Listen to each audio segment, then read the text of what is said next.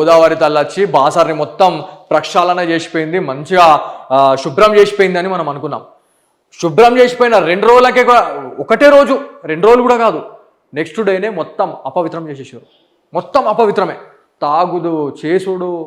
ఇక అక్కడ ఎట్లా ఉంది పరిస్థితి అనేది రానున్న రోజుల్లో మొత్తం ఇంకా వీడియోలు ఉన్నాయి. ఈ వీడియో అనేది ఇంకా చాలా లెంత్ అవుతుంది అనే దాని గురించి నేను ఇంకా ఎక్కువ మాట్లాడలేకపోతా ఉన్నా.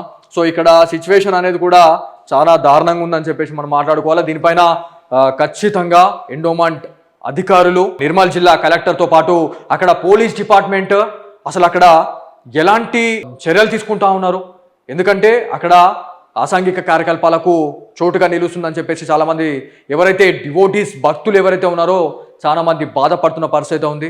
అక్కడ ఒక బైక్ పైన 2 అన్న చెల్లెళ్ళు వచ్చినా కూడా వాళ్ళని అనుమానిస్తున్న పరిస్థితి ఉందని చెప్పేసి మనం మాట్లాడుకుంటా ఉన్నాం. ఇది ఒక బాసర పుణ్యక్షేత్రంలోనే ఇట్లాంటి ఇన్సిడెంట్ జరుగుతుంది అని చెప్పేసి అనుకుంటే మాత్రం ఖచ్చితంగా మనము పొరబడ్డట్టే.